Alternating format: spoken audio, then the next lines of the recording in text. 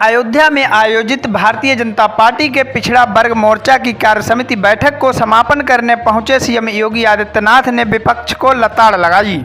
उन्होंने श्री राम मंदिर से लेकर महाराणा प्रताप और सुहेलदेव तक बात करते हुए कहा कि विदेशी आक्रांता इसलिए सफल हुए कि हमारा समाज आपस में बटा हुआ था।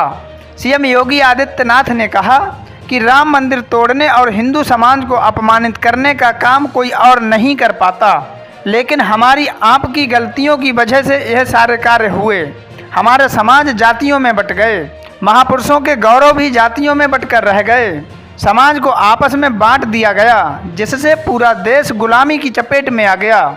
वहीं प्रदेश में माटी कला बोर्ड के गठन को लेकर सीएम योगी ने कहा कि श्री लक्ष्मी गणेश की मूर्तियां नास्तिक देश चीन से आती थीं।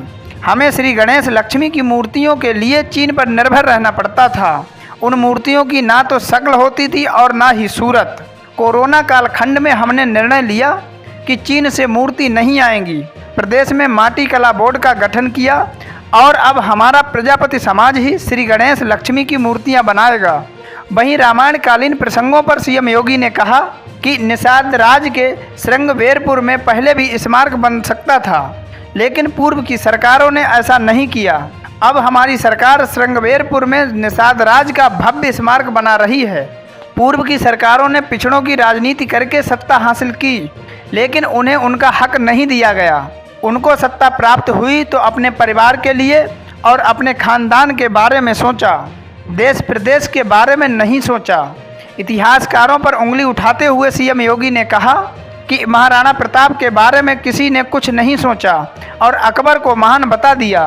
विदेशी आक्रांताओं के लिए ऐसे शब्द बनाए गए कि भारतीय भ्रमित हो जाएं।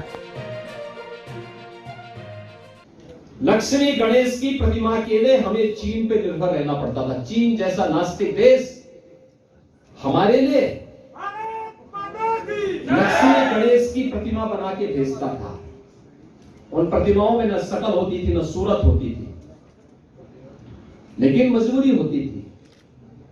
हर व्यक्ति जाता था मार्केट से, वही खरीद के लेके आता था। कोरोना कालखंड में हम लोगों ने कहा चीन की मूर्तियां नहीं आएंगी। माटी कला बोर्ड से जुड़े हुए हमारा कुमार भाई बर्तन बनाएगा, मूर्ति बनाएगा। लेकिन सोचिए ना, आखिर श्रृंगवेरपुर में आयोजन पहले भी हो सकते थे। श्रृंगवेरपुर में निषाद राज का भव्य स्मारक पहले भी बन सकता था, नहीं बनाया गया, नहीं किया गया।